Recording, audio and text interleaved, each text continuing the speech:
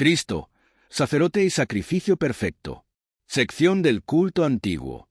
Hebreos 8.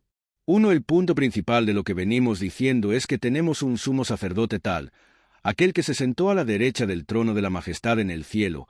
2. Y que sirve en el santuario, es decir, en el verdadero tabernáculo levantado por el Señor y no por ningún ser humano.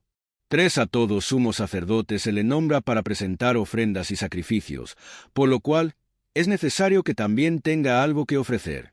4. Si Jesús estuviera en la tierra, no sería sacerdote, pues aquí ya hay sacerdotes que presentan las ofrendas en conformidad con la ley.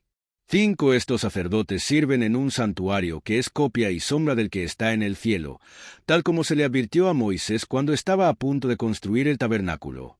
Asegúrate de hacerlo todo según el modelo que se te ha mostrado en la montaña.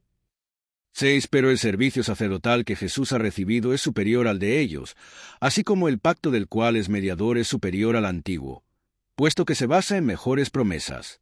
Imperfección de la antigua alianza. 7. Efectivamente, si ese primer pacto hubiera sido perfecto, no habría lugar para un segundo pacto. 8. Pero Dios, reprochándole sus defectos, dijo: Vienen días, dice el Señor, en que haré un nuevo pacto con la casa de Israel y con la casa de Judá. 9. No será un pacto como el que hice con sus antepasados el día en que los tomé de la mano y los saqué de Egipto, ya que ellos no permanecieron en mi pacto, y yo los abandoné, dice el Señor. 10. Este es el pacto que después de aquel tiempo haré con la casa de Israel, dice el Señor. Pondré mis leyes en su mente y las escribiré en su corazón. Yo seré su Dios, y ellos serán mi pueblo. Ineficacia de los sacrificios antiguos. Hebreos 9. 1. Ahora bien, el primer pacto tenía sus normas para el culto y un santuario terrenal. 2. En efecto, se habilitó un tabernáculo de tal modo que en su primera parte, llamada el lugar santo, estaban el candelabro, la mesa y los panes consagrados. 3. Tras la segunda cortina estaba la parte llamada el lugar santísimo. 4. El cual tenía el altar de oro para el incienso y el arca del pacto, toda recubierta de oro. Dentro del arca había una urna de oro que contenía el maná, la vara de Aarón que había retoñado y las tablas del pacto. 5. Encima del arca estaban los querubines de la gloria, que cubrían con su sombra el lugar de la expiación. Pero ahora no se puede hablar de eso en detalle. 6. Así dispuestas todas estas cosas, los sacerdotes entran continuamente en la primera parte del tabernáculo para celebrar el culto. 7. Pero en la segunda parte entra únicamente el sumo sacerdote, y sólo una vez al año, provisto siempre de sangre que ofrece por sí mismo y por los pecados de ignorancia cometidos por el pueblo.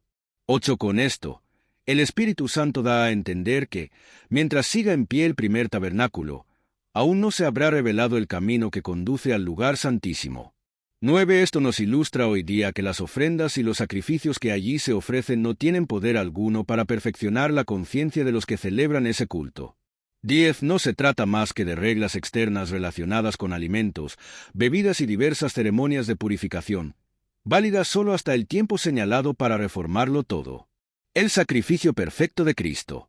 11. Cristo, por el contrario, al presentarse como sumo sacerdote de los bienes definitivos en el tabernáculo más excelente y perfecto, no hecho por manos humanas, es decir, que no es de esta creación, 12 entró una sola vez y para siempre en el lugar santísimo.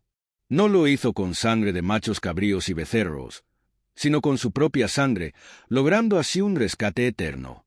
13. La sangre de machos cabríos y de toros, y las cenizas de una novilla rociada sobre personas impuras, las santifican de modo que quedan limpias por fuera. 14. Si esto es así, cuanto más la sangre de Cristo, quien por medio del Espíritu Eterno se ofreció sin mancha a Dios, purificará la conciencia de las obras que conducen a la muerte, para que sirvamos al Dios viviente. 15. Por eso, Cristo es mediador de un nuevo pacto, para que los llamados reciban la herencia eterna prometida, ahora que Él ha muerto para liberarlos de los pecados cometidos bajo el primer pacto. 16. En el caso de un testamento, es necesario constatar la muerte del testador. 17. Pues un testamento solo adquiere validez cuando el testador muere, y no entra en vigor mientras vive. 18. De ahí que ni siquiera el primer pacto se haya establecido sin sangre. 19. Después de promulgar todos los mandamientos de la ley a todo el pueblo, Moisés tomó la sangre de los becerros junto con agua, lana escarlata y ramas de hisopo, y roció el libro de la ley y a todo el pueblo, 20 diciendo, Esta es la sangre del pacto que Dios ha mandado que ustedes cumplan. 21 de la misma manera, roció con la sangre el tabernáculo y todos los objetos que se usaban en el culto. 22 De hecho, la ley exige que casi todo sea purificado con sangre, pues sin derramamiento de sangre no hay perdón. 23 Así que era necesario que las copias de las realidades celestiales fueran purificadas con esos sacrificios, pero que las realidades mismas lo fueran con sacrificios superiores a aquellos. 24 En efecto, Cristo no entró en un santuario hecho por manos humanas, simple copia del verdadero santuario, sino en el cielo mismo, para presentarse ahora ante Dios en favor nuestro. 25 Ni entró en el cielo para ofrecerse vez tras vez, como entra el sumo sacerdote en el lugar santísimo cada año con sangre ajena, de animal. 26 Si así fuera, Cristo habría tenido que sufrir muchas veces desde la creación del mundo. Al contrario, ahora, al final de los tiempos, se ha presentado una sola vez y para siempre para acabar con el pecado mediante el sacrificio de sí mismo, su muerte. 27 Y así como está establecido que los seres humanos mueran una sola vez, y después venga el juicio. 28 También Cristo fue ofrecido en sacrificio una sola vez para quitar los pecados de muchos, y aparecerá por segunda vez, ya no para cargar con pecado alguno, sino para traer salvación a quienes lo esperan. Sacrificios y holocaustos no te complacen. Hebreos 10.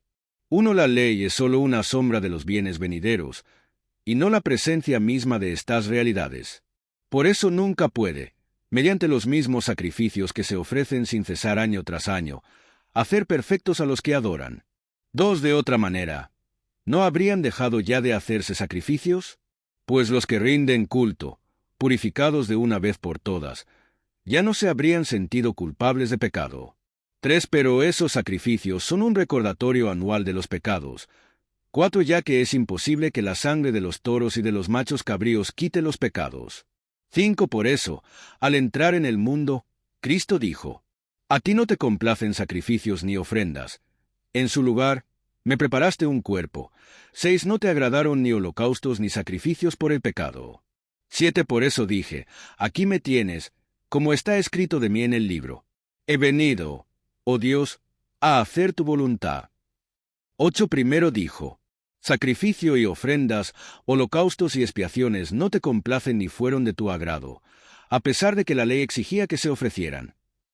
9 Luego añadió, Aquí me tienes, he venido a hacer tu voluntad.